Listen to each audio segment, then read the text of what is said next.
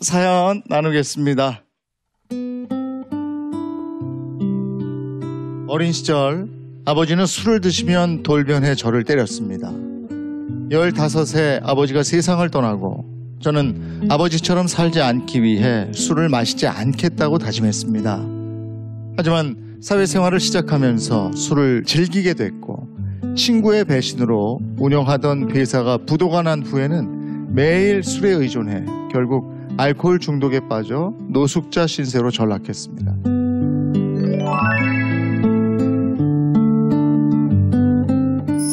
자기소개 좀 부탁드리겠습니다. 지독한 알코올 중독에서 가족이란 이름으로 지금은 회복해서 하루하루 열심히 살고 있는 전라남도 나주에서 온 정종섭입니다. 예, 반갑습니다. 사연을 들어보니까 아버님이 알코올 의존도가 굉장히 높으셨고 술을 드시면 때리기도 하시고. 어느 날 잠에서 깨어보면 어머니가 안 계세요. 네. 또 아버지는 저를 갖다가 술을 사오라고 시키세요. 네. 그것도 추운 날 돈도 주지도 않고. 근데 그 시간이 12시, 보통 1시 그 정도니까 술을 사오지 못하면 또 집에 못 들어가니까 또 아버지한테 맞으니까 그 정도로 심했습니다. 술을 안 드실 때는 어떤 아버지? 아버지 굉장히 호인이세요. 저희한테 미안해서 말 한마디도 못 하세요. 내성적이시고. 예. 술만 드시면 헐크 있죠? 예. 그 차구도 크신데 헐크로 그냥 표현하는 모습. 무서운 모습. 저한테는 아직 지금도 그 모습이 머릿속에 감돌고 있어요.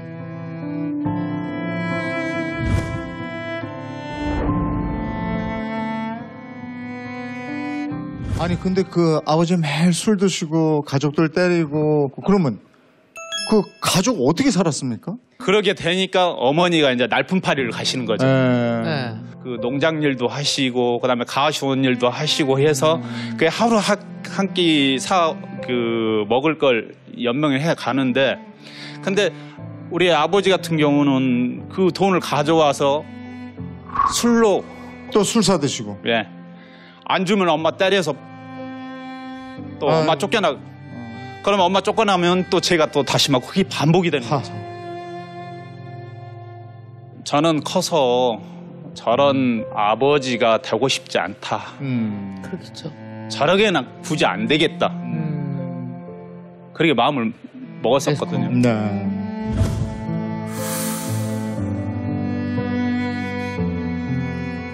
근데 그 원망스러운 아버지가 예상치 못하게 돌아가셨다면서요? 어느 날 저희 남동생이 울면서 저한테 막 눈물을 흘리면서 그러더라고요. 형 아버지가 돌아가셨어 그러더라고요. 근데 제가 아침까지 분명 보고 온 아버지가 왜 돌아가시냐 장난치지 말아라 그랬는데 그래서 집에 가보니까 아버지가 마루에 이렇게 딱 누워있더라고요. 근데 그래도 어머니가 아버지를 끌어안고 우시더라고요. 울고 계시더라고요. 아들 왔다고 눈 좀 떠보라고. 종섭이 왔다. 종섭이 왔으니까 여보 눈 좀 떠봐 그러더라고요. 근데 저한테는 딱 두 가지 생각이 나더라고요. 이제 아버지한테 안 맞아도 돼.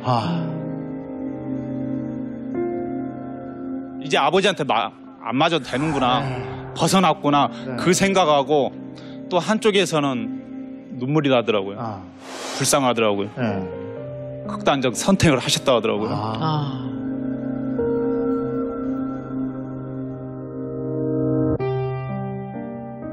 아버지 돌아가실 때 솔직히 저 눈물도 안 흘렸습니다. 울지도 않았어요. 그 아버지를 갖다가 마음속에는 너무나 심한 폭력을 당했기 때문에 눈물도 안 나왔어요. 그런데 지금 시간이 흐르고 나서는 아버지가 보고도 싶고 그립기도 해요. 그 아버지가 돌아가신 이후에는 그럼 어떻게 살았습니까? 제가 16살 때 서울에 있는 공장 처음 취직을 했는데 비행 청소년들이 먼저 잘려서 온 애들이 있었어요. 근데 저보다 2년 선배더라고요. 아. 근데 그 저녁에 네. 저를 화장실로 부르더라고요. 네. 근데 불렀는데 갑자기 뺨을 때리고 발로 차고 그다음에 머리카락을 잡으면 문에다 찍고 그 일진 짓을 하는군요. 그렇죠. 그러니까 흔히 말해서 신고식이라고. 아하. 세상에. 근데 그 못된 형들이 그렇게 폭력을 행사했는데 또 나쁜 짓을 또 했다면서요. 그때 술을 입에 대기 시작했다면서요. 맞습니다. 이제 제가 그 16살 때 올라갔는데 이제 그 텐트 공장의 실적이 좋아서 사장님이 갈비집에서 회식을 시켜줬어요. 예. 근데 그 형들 2명이 한 잔 마셔봐라. 예. 소주 한 잔 마셔봐라. 예. 안 마셔요. 네. 저한테 눈짓을 주더라고요. 아. 안 마시면. 강제로 마시라 이거. 네.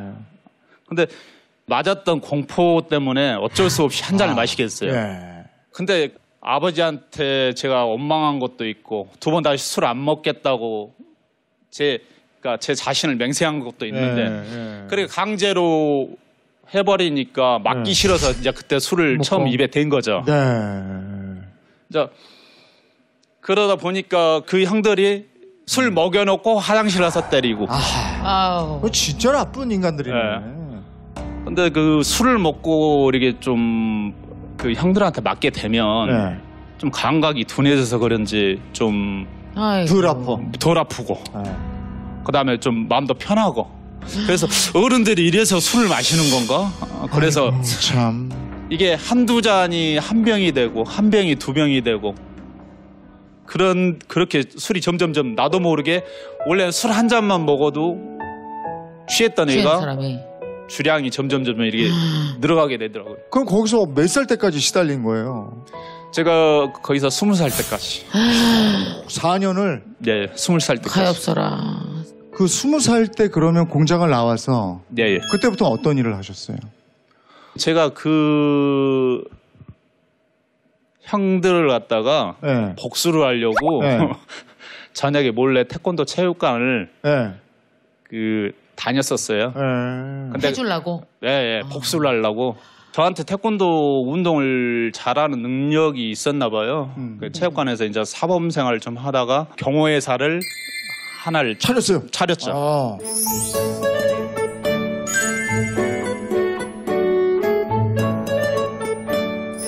친구하고 동업을 했습니다. 네, 네. 네. 네. 저는 이제 예부 쪽으로. 그다음에 그 친구는 내부 쪽으로. 근데 그 어느 날 친구한테 제가 회계 장부 좀 줘봐라. 네. 그런데 이 친구가 안 보여줘요. 여기 정리가 덜 됐다. 아, 또 일 났네, 일 났어. 네. 그래서 그걸 몇 번을 미루더라고요. 근데 제가 그때 현장 일을 갔다 오고 나서 딱 보니까는 네. 사무실에 썰렁해요. 썰렁해요, 진짜. 돈 갖고 도망가죠, 이거 지금. 예. 나중에 이제 그 오후에 알아봤더니 그 삼사학을 가지고 베트남으로 간 거예요. 나른 거예요. 날라간 거예요. 그런데 그 돈 잃은 것도 있지만 근데 그 친구가 그렇게 배신을 했다는 게 굉장히 마음이 아프더라고요. 네. 거기에서 이제 또 술로 이제 그 네. 계속 이제 그 그 아픔을 술로 달래는 술로 거예요? 달래는 거죠. 술로. 그러면 이제 그야말로 알코올 중독의 길로 가는 거네. 예. 괴롭게 술 마시면 그게 그렇게 되거든. 의존도가 높아지거든요. 예, 예. 그래서 알코올 중독에 빠진 거예요? 그렇죠. 이게 술로 이제 그렇게 하다 보니까 일을 못 나가고 네. 그렇죠. 그게 제가 좋은 전셋집에 살았거든요. 네. 전셋집에서 월세로 가고 아이고. 월세 살다가 그 고시원으로 가고 네. 고시원 가다가 돈 못 버니까는 아저씨한테 쫓겨나서 주인한테 쫓겨나서 그 영등포역 노숙 같은 거 하셨어요? 예 영등포역 그다음에 저기 서울역 왔다 갔다 하면서 노숙을 했었죠.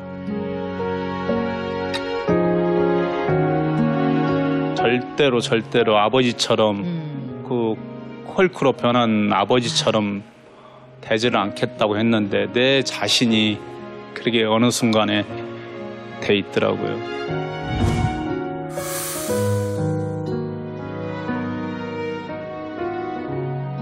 얼마나 마셨어요?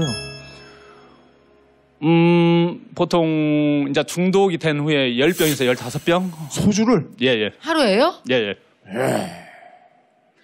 이제 아는 거죠. 간이 견딥니까? 10병에서 15병이? 그러게.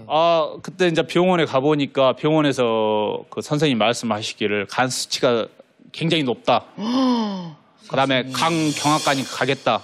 그다음에 눈에도 황달 증세가 있다. 아유.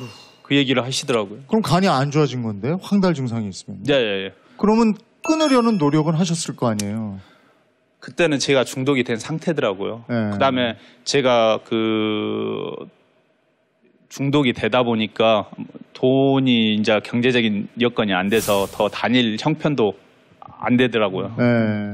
아니 그러고 얼마나 지냈어요? 노숙 생활하면서. 노숙 생활을 한 지가 그렇게 한 2년 정도 된 것 같아요. 아유 오래 했네요. 네. 서울역 영등포역 왔다 갔다 하면서. 그날도 술이 취해서 신문지도 없고 자는데 우는 소리가 들려요. 네. 우는 소리도 들리고 여기서 누가 막 옆에서 막 때리는 것도 들리고 네. 눈을 살포시 떠보니까 엄마더라고요. 아이고. 힘들 땐 잠시 멈춰서 그댈 생각 울면서 어머니께서 울면서 네가 왜 이렇게 됐냐? 네가 뭐가 못났냐? 어째서 내 새끼가 이렇게 됐냐? 그러더라고요. 왠지 그래서 어머니가 저를 살리고 싶으셨나 봐요. 진짜 어떻게든 살리고 싶었나 봐요. 그래서 저한테 뜬금없이 날벼락 같은 얘기를 하더라고요. 정신병원에 한 일주일만 입원해 보렴 그러더라고요. 알코올 중독 치료. 네.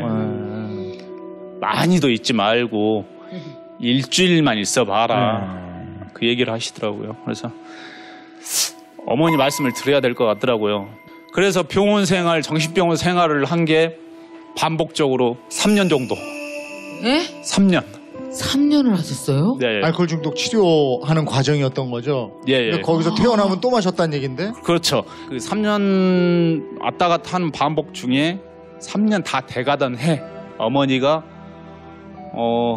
면회를 오셨어요. 면회실에서. 근데 몰골이 굉장히 초조해요. 네. 입술이 이게 불어 터져갖고 그다음에 이게 진리기에서 피가 이렇게 질릴나요. 어머니가. 네. 그래서 엄마 애근가 그랬더만은 엄마가 다가오더만 내 새끼가 병원에 3년 동안 있는데 내가 한 끼라도 제대로 먹었으면 잠이라도 제대로 잤으면 네 생각 때문에 내가 제대로 잘 날이 없다 그러더라고요. 그때 거기에서 엄마의 눈물하고 엄마를 입에 나오는 피를 봤을 때 피를 흘리는 거 봤을 때 어머니 내가 왜 태어나서 어머니를 이렇게 슬프게 만드나요? 내가 술만 안 먹으면 어머니도 편하실 텐데 난 참 못된 아들이네요. 어머니 나 여기 나가면 엄마한테 잘하고 살게요.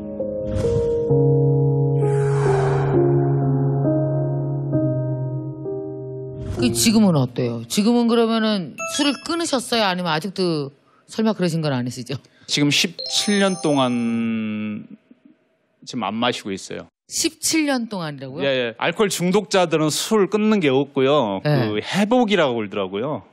회복. 예. 우리 알코올 중독자들은 그 머리 뇌 속에 그 중독이 돼 있는 상태라 끊을 수는 없고 단주라고 그러더만요. 그러니까 몇 년 동안 단주를 했냐, 회복을 했냐. 예. 이 사실 그 술을 그 흔히들 의지의 문제라고 생각을 하시는데 이 술을 드시다 보면은 이 뇌의 전두엽이라는 부분이 변성이 오기 때문에 판단력과 절제력이 마비가 되기 시작을 해요. 그런 악순환이 있기 때문에 한 번 술을 먹기 시작을 하면 이 전두엽이 계속적으로 술을 계속 부르고 그 중독을 또 부르는 뇌로 변성이 되기 때문에 정말로 끊기가 힘듭니다. 근데 또 하나 궁금한 게 아버지의 그 알코올릭을 보고 절대로 저렇게 안 살아야지 했는데 그렇게 됐잖아요. 지금은 아니지만 그건 왜 그러는 거예요? 저도 가족 치료 상담을 하면서 가장 어려운 부분이 내가 정말 증오하고 가장 상처받았던 부모의 모습을 대물림하는 경우예요. 부모 중 한 명이 알코올 중독인 경우에 그게 또 대물림될 확률은 4배가 또 높습니다. 이게 굉장히 힘든 일인데요. 정말 가장 강력한 유전자는 부모의 나쁜 행동 습관이거든요. 아버지가 고통스럽고 슬플 때마다 술을 택하는 걸 어릴 때부터 보고 자랐기 때문에 내가 공장에서 고통을 겪고 부도가 나서 고통을 겪을 때 가장 손쉽게 택할 수 있었던 게 내가 보고 자란 술이었던 거지요. 어쨌든 정신과 치료받고 3년 만에 그렇게 네. 딱 단주에 성공을 하셨는데 결정적인 계기가 있었습니까? 저희 딸내미가 16살이에요. 예. 근데 제가 17년 됐잖아요. 그렇죠. 네. 우리 딸내미가 뱃속에 임신했다는 소식이 딱 들었을 때 그때 마실 거예요? 딱 안 마신 거죠. 그때부터는 아예 그냥 아예 안 집사람하고 결혼했을 때도 마셨어요. 몇 번 그러다가 마셨어요. 자식이야, 자식. 저희 집사람이 정신병원에 짐을 싸들고 갖다 주고 한 적도 있었어요. 어머, 그랬구나. 근데 결혼 후에도. 뱃속에 저희 아이가 들어있다. 네. 근데 거기 가장 큰 계기가 내 자식이 있는데 너도 네 자식을 이렇게 만들 거야? 그렇지. 아버지 생각해봐요. 그 생각으로 해서 제가 17년 동안 지금 거기에서 우리 딸내미 생기고 거기에다 또 아들까지 생기니까 또 남자잖아요. 네. 아버지한테 받지 못한 사랑, 그 사랑을 갖다가 내가 쏟아야 되겠다.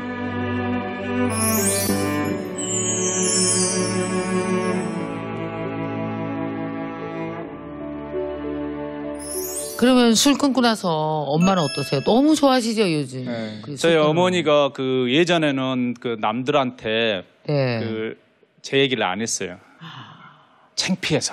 정신병이 창피해서. 근데 그치. 지금은 우리 아들 하면서 다른 분들한테 또 자랑도 많이 하시고 지금은 대놓고 자랑을 많이 하시더라고요. 네. 네. 그 인생은 조금 요 테마만 틀리지 거의 비슷한 것 같아요. 네. 여기 선생님은 알코올이시고 또 어떤 분은 또 노름이시고 네. 또 어떤 분은 또 뭐 쇼핑 중독이고 네. 요 테마만 약간 틀리지 네. 인생의 그 슬럼프는 다 같이 오는 것 같고요. 네. 그걸 극복하는 과정은 역시 사랑이구나. 뭐 그게 자식이 됐던 와이프가 됐던 엄마가 됐던 뭐 엄마의 기도는 세상을 바꾼다고 하잖아요. 네.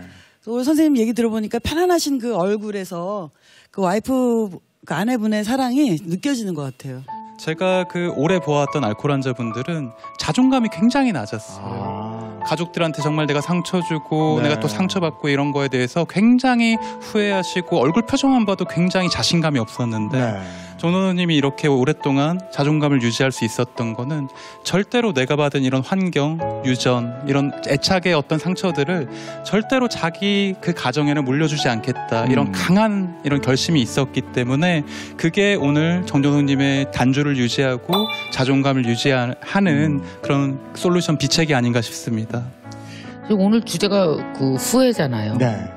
저는 이런 생각이 들어요. 후회 인자가 있는 것 같아요. 반드시 나를 후회하게 만드는 그 못된 일을 저지르는 그 누군가가 사람 몸속에 하나씩 다 들어있어요. 네. 그런 걸 저는 뭐라 그러냐면 자기를 망치는 깡패 하나를 자기 몸속에 두고 다니는구나. 누구나 다. 내 안에 나를 망치는 애가 하나 여기 이렇게 들어있는 거예요. 네. 그래서 그게 신이 내린 숙제가 아닐까? 그거 매일 통제해야. 싸우죠 자기 자신과. 네. 매일 싸우죠. 그러니까 그거 네가 싸워내야 네. 그 이길 수 있다고. 근데 아마 이렇게 아빠가 저렇게 17년간 술을 이겨냈다라는 건 단지 술의 의미가 아니라 나중에 자식들에게도 우리 아빠도 반드시 싸워야 될 상대와 싸웠어. 이런 의미로서 다가갈 것 같아요. 그래서 이전에 모든 아버지로부터 받았던 상처를 끊어냄과 동시에 아이들에게도 큰 인생의 지표를 주신 것 같아서 멋집니다. 그 기왕에 방송에 나오셨으니까 하고 싶은 얘기가 있으시면 어떤 얘기를 하고 싶으십니까? 저희 그 남들이 돌아가시면 꽃상여를 타고 가잖아요. 네.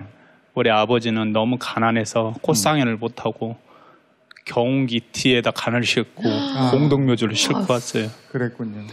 근데 제가 오늘 여기 오면서 아버지 묘를 보고 왔어요. 그랬어요. 가슴이 너무 아파요. 아버지가 너무 미워요. 그런데 용서는 돼요. 근데 미움은 안 가셔요. 그런데 부모님이란 저한테 가장 큰 빚이 있어요. 그래도 나를 낳게 해주신 빚. 앞으로 살아가면서 어머니한테 그 빚을 갚아야 되고 나한테 그렇게 무섭게 했지만 그래도 내 아버지 나를 낳게 해주신 분, 그 은혜는 제가 살아가는 동안도 갚아야 된다고 생각합니다. 그래요. 오늘 알코올 중독을 이겨내고 새로운 삶을 살고 계신 정종섭 씨와 얘기를 나눠봤습니다. 오늘 이렇게 나와주셔서 고맙고요. 네. 앞으로도 계속 행복하시길 기원하겠습니다. 고맙습니다. 거기서 멈춰있지만 그곳은 네 자리가 아냐.